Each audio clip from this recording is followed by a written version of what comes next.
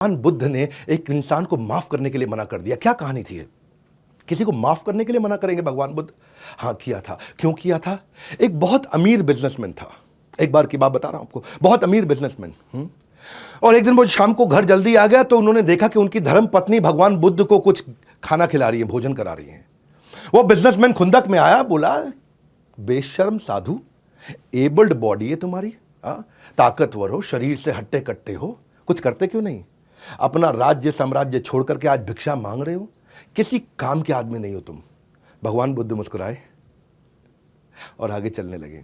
जब चलने लगे तो उस आदमी को और खुंदक आ गए, और खुंदक, क्योंकि उसको ना बिल्कुल ये ऐसे समझ लो जैसे it added like a fuel, आग के अंदर घी डालने का काम किया भगवान की मुस्कुराहट ने। जब उसको और खुंदक आ गई, और खुंदक आई तो वो आदमी आगे आया और भगवान बुद्ध के मुंह पे थूक दिया। जब भगवान बुद्ध के मुंह पे वो थूक दिया, भगवान बुद्ध ने उसकी थूक को साफ किया, फिर मुस्कुराए और आगे चल पड़े। वो आदमी इतना डिस्टर्ब हो गया, इतना परेशान हो गया कि कोई रिएक्शन नहीं। पहले गाली बकी तो कुछ नहीं कहा, जब थूक दिया तो कुछ नहीं कहा, मुस्कुरा के आगे चले गए। वो आदमी सारी रात सो नहीं पाया। उनकी धर्मपत्नी ने कहा, ये सबसे बड़े संत हैं, तुमने गलत किया। वो सारी रात सो नहीं पाया, भगवान बुद्ध से माफी मांगने गया।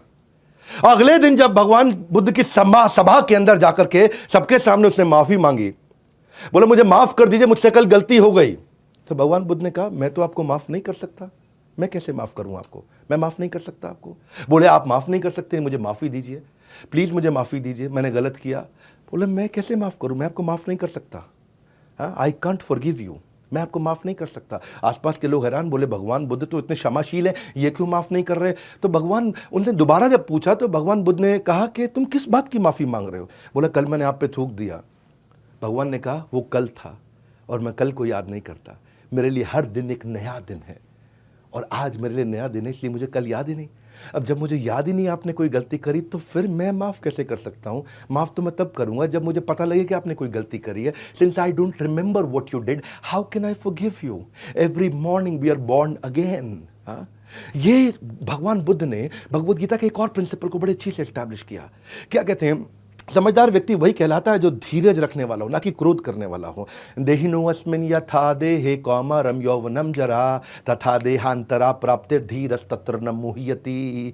जो धीर व्यक्ति है वो कल जो शरीर बदल गया, परसों जो शरीर बदल गया, कौमारम यौवनम जरा, बचपन, जवानी, बुढ़ापा, शरीर बदलता है, रोज बदलता है, और कल की बात को वो बदल करके खत्म कर देता है। धीरस्तत्र न मुह्यति, धीर व्यक्ति मोहित नहीं होता है।